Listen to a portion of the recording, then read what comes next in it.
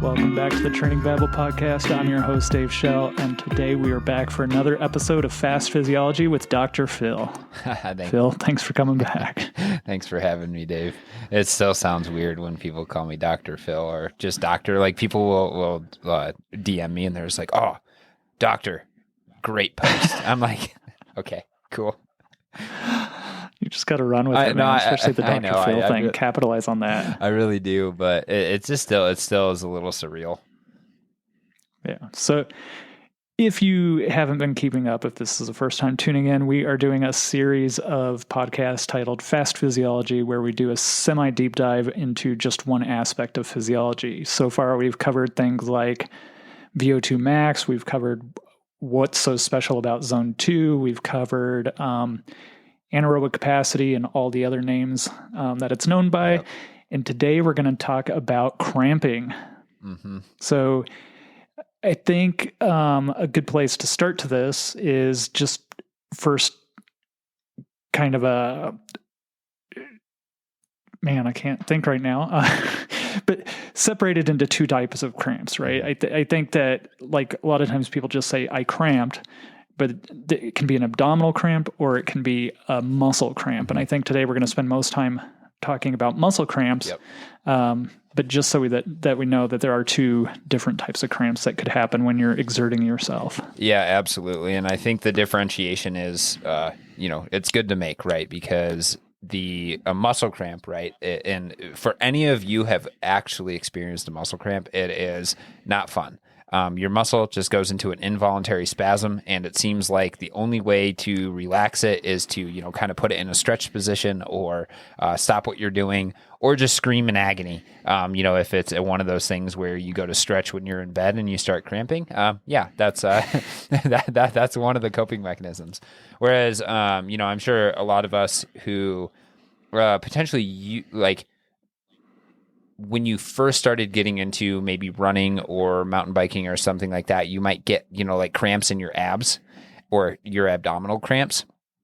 And that is a different, beast in and of itself, because it feels like no matter what you do, you can't breathe in effectively. And that is obviously going to happen a lot when you're exercising. So that can be an annoyance from a physiological perspective.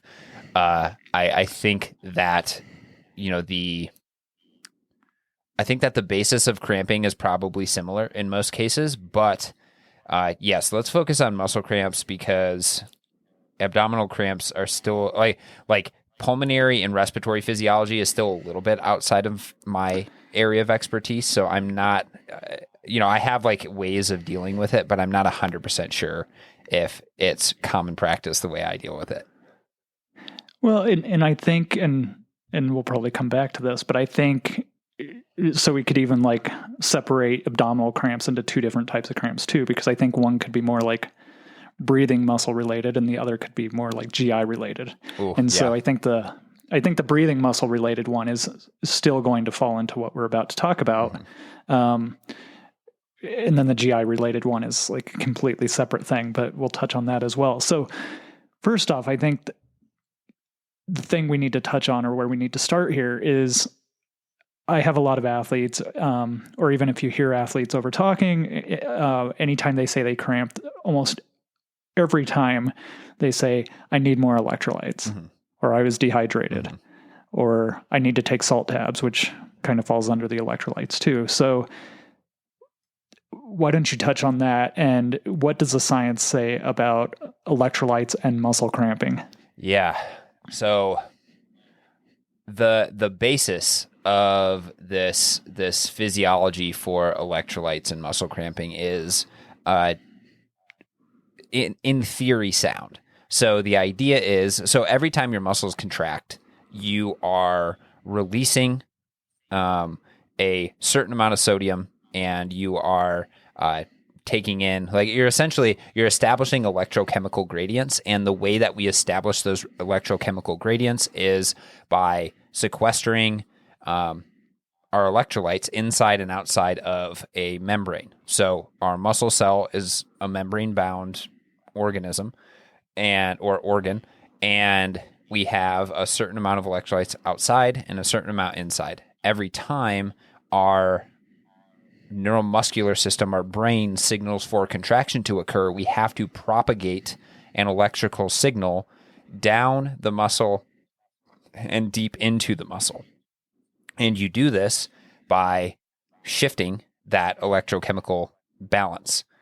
And the idea of cramping, I think, started to arise from this idea that maybe we aren't able to reestablish that electrochemical gradient. So when we do signal from our brain for the muscle to contract, we actually don't have enough of that change to actually get the muscle to contract adequately, or in a sense, it over contracts.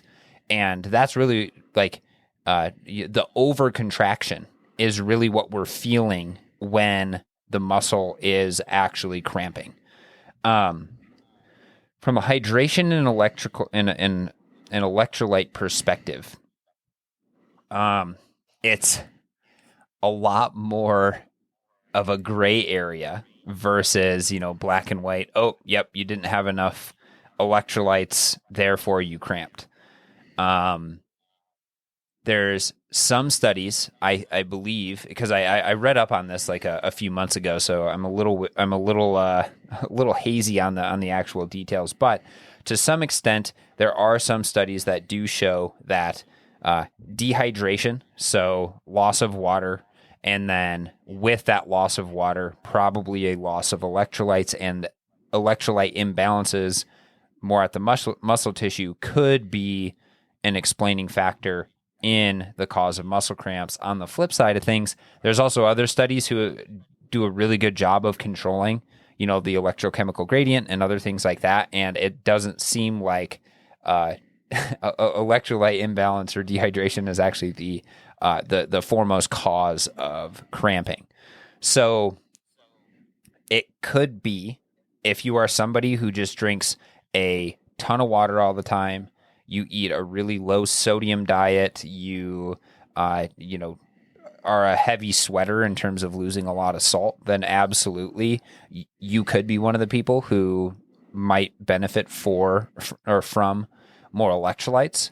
I will say, though, that the typical American diet is pretty heavily laden with sodium, and to a lesser extent, potassium, magnesium, and what are the other ones? Can't remember now, but it's essentially sodium, potassium. Those are the two really, really big ones, and then there's a few other ones that will help you. Yeah, and so you just brought up a good point, and that's kind of been my feeling on it too, just based on things I've read and things I've listened to, is that it's a very, very small portion of athletes who would benefit from supplementing salt or electrolytes. Yeah. That most people, as long as you're eating food with some salt and stuff like that, and then the nutrition products you have, many of them, if we're talking about Scratch or Precision Hydration or now Element, they have sodium in them. So as long as you're not drinking plain water and eating nothing but sugar with no salt in it, then it's not going to be an issue for most people. And I will say, in my experience, both personally and then with my athletes, what seems to be the bigger culprit for cramping is pushing the muscle beyond the point they're conditioned to. And so I use this example all the time, is with mountain biking, we do everything we can in the winter on the trainer to try to mimic the demands of mountain biking. So we're doing low cadence work and overgeared work and trying to really increase the torque and stuff like that. But then you get to your first mountain bike race, you're pushing a little bit harder for a little bit longer, and all of a sudden people are cramping because we haven't been able to replicate it enough on the trainer, So yeah, what are your feelings on that theory? I think, right, if you can kind of eliminate, I wasn't exercising in a super, super hot environment, I wasn't hyponutremic. I think this is where the root of most cramping probably occurs is kind of a lack of fitness, or lack of specific fitness. I think that's really what it comes down to, because you could be super, super fit coming out of, your indoor training, right? You've done a lot of zone 2 stuff. You've probably done a lot of high intensity VO2 max stuff. First race of the season, maybe you didn't do as much specific work, right? Like what we were just talking about. And then from the perspective of, you're then overexerting your muscle. And by overexerting your muscle, eventually something happens. And this is where this is where we were just talking offline, like this reductionist sort of science would say, we know the exact answer to it. The answer about cramping is that we don't know the answer yet, because it's such a hard system to actually measure, especially in like that high of intensity. But it seems like something is happening where your muscle is not prepared for the work that you are about to do or are doing.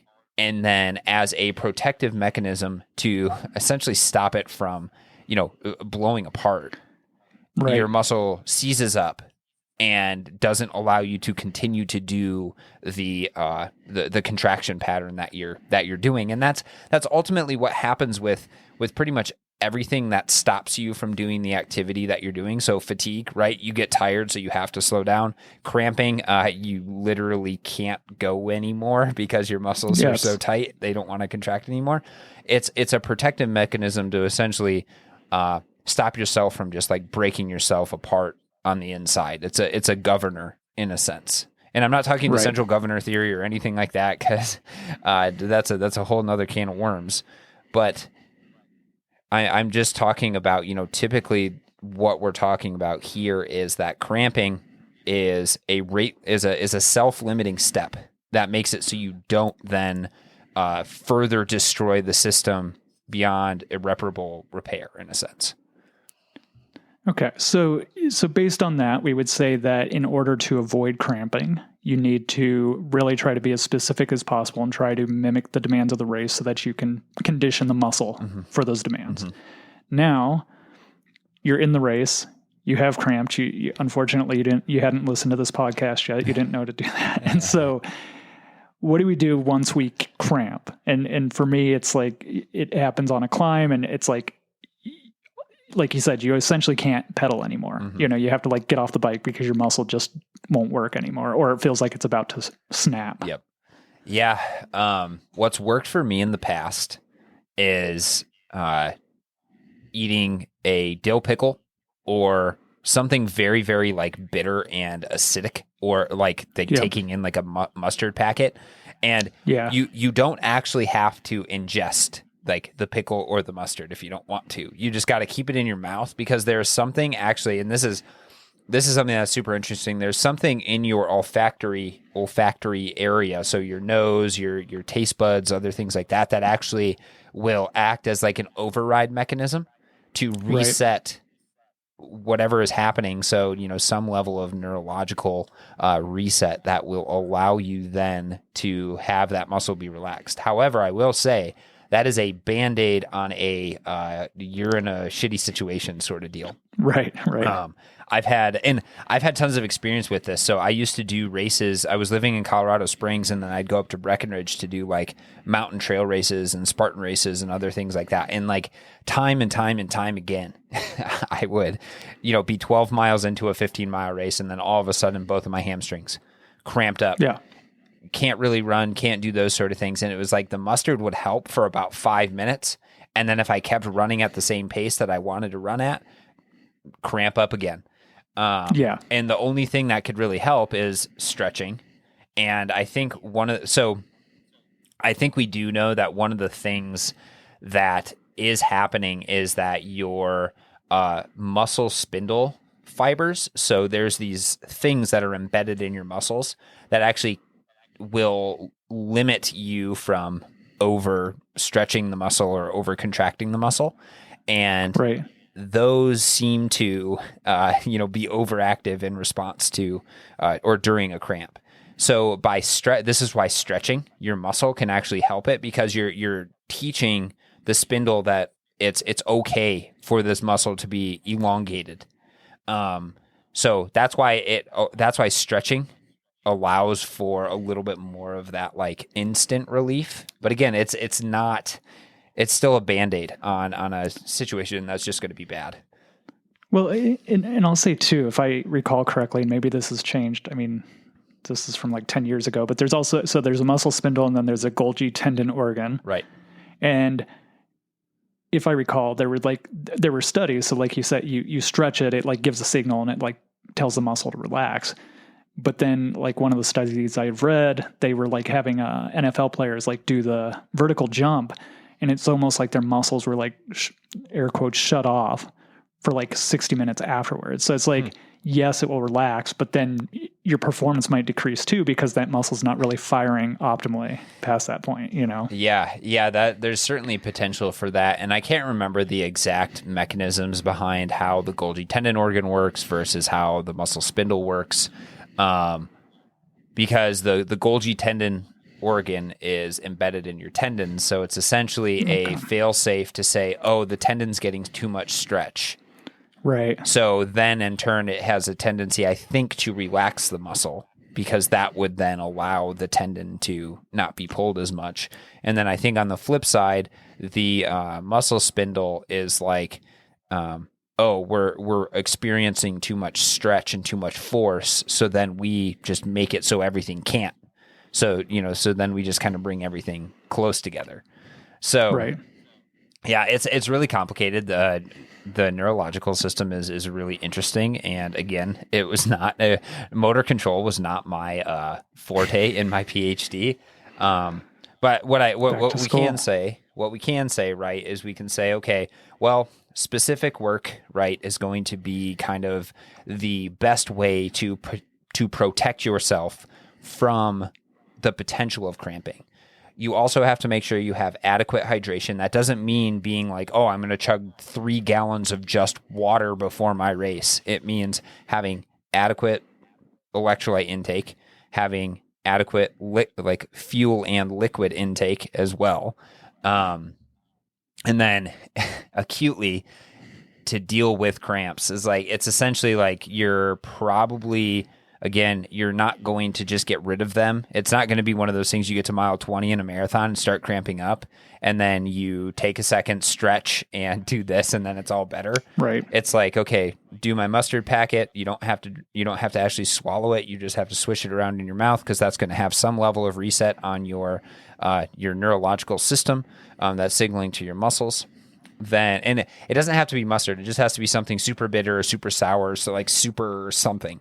And there's some companies that have products out there too, that if you wanted to spend the money, and so, like one uses like, it's called Hot Shot or something, and it's like capsaicin or something. Yeah. But like you said, it's really about interrupting that signal. Mm-hmm. Yep. But yeah, I think like Chinese mustard packet is way cheaper than absolutely. That's the true cramp reliever. I think people just don't like mustard because it is super bitter, which is exactly why it helps to reset the that signaling cascade, and then like very, very light stretching. So like typically, like say for example, if you've ever gotten cramps when you're like sleeping or something like that, the first thing you do, right, is like your legs are probably bent, is like you try to straighten your legs out. And again, that's to try to alleviate the that contraction that's trying to occur. So yeah, a few different things. I really think the biggest thing that you can come away with this is like you have to do adequate sport specific training in order to mitigate the risk of cramps. If you're going to be exercising in a very, very hot, humid environment like in Kona. If you're doing Ironman World Championships, again, a little bit extra fuel, nutrition, but sport-specific training. Train yourself in the heat at the intensities that you're going to be doing, because again, your body adapts to the stresses that you put onto it. Yeah. So yeah, that's my biggest takeaway. Yeah, I think that's good. And then we're coming up on time here, but let's touch on these other 2 cramps as well. Yeah. Before we go. So we also talked about like breathing cramps. Mm-hmm. And so like in my experience, that typically happens. So let's say you you're coming out of your transition period or your off season, and you go out and you start, or especially newer athletes, people that are new to running or new to doing a little bit harder workouts. It's like those muscles that help. Same thing with the legs, right? It's like not conditioned enough. And so it's like you need to like work up and condition those muscles to be able to handle that stress, whether it's breathing harder or breathing for longer durations, things like that. And so, just practice time at the activity of your choice. Man, I cannot talk today. Yeah. For me, it especially happens more when I'm running. And that could also be like a core strength issue. So if your core is not strong enough, then, moving in those weird ways, again, your muscles aren't prepared for it. So, you might run into cramping issues. I also will say that, like if you go from your base training season and you only do easy stuff, the first few times you start to get that breathing rate up, you actually have to contract muscles in order to breathe faster and harder. So your muscles then will have a tendency, your breathing muscles will have a tendency to then cramp. So there's that as well. And something that my cross country coaches would say is try to over breathe in a sense. So take really deep breaths in and then forcefully blow all the breaths out. And I really don't know the explanation for why that helped, but it seemed to help me because I would get cramps when I was like, running cross country and stuff like that. But yeah, again, it's you want to get your body ready for that specific work that you're going to be doing. So if you're going to be hitting pretty high breathing rates, then you're going to want to simulate those really high breathing rates to some extent in the off season before you actually go into your races. Yeah. And then our last kind of abdominal cramp is more nutrition related. Mm-hmm. And so in my experience, it tends to happen when people maybe are trying to eat something a little bit more complex or a little bit more solid, but then are either exercising in the heat or doing intense exercise. Mm-hmm. And so explain to us, why does that happen? So why, when there's stuff sitting in your gut and you're working hard or in the heat, what happens there? Well, I think I don't think it's actually like a cramping of, for example, like your abdominal muscles or those sort of things. I think it's actually a response from your stomach and your intestines that something is going on, right? Like really bad stomach cramps, right? Your stomach is like, oh my gosh, what do you do to me? I don't have enough blood to digest this. Exactly. So I think that's what it is. And again, this is we're saying the same thing over and over here, but it's sport specific training. If you're going to be intaking 90 grams of carbohydrates during your race or want to do that, you have to build up to it. And for me, when I find that, really easily digestible carbohydrate sources, like, just like drink mixes and stuff like that have generally 1 gram of glucose, 2.5 grams of fructose, really sit well in my stomach up to about 90 grams. But when I was first starting, 60 grams was kind of the max. And this is like leading up to the workout and during the workout as well. So what I found is that eating a lot more simple carbohydrate before and during would help my stomach. I got my hands on this nutritional or this fueling packet that was like 1 gram of glucose to 0.8 grams of fructose, because they were like, oh, well, this study showed that this is the most optimal for people who are taking in 120. So I took one of those. Stomach immediately felt awful because I think, interesting. I think my body just isn't good at or used to absorbing that much fructose. So, and the real issues, the gastrointestinal issues, occur when you're intaking so much carbohydrate that starts to get into the small intestine and then the large intestine, because the bacteria in both of those areas, especially the large intestine, absolutely love carbohydrate and simple sugars. And they love it so much that when they eat it, they ferment it, and then they start to expel gas. And then you start to expel gas. And that increase in gas, I think, is what really makes a lot of us uncomfortable, right? So again, it's sport specific training in order to try to get your body used to it.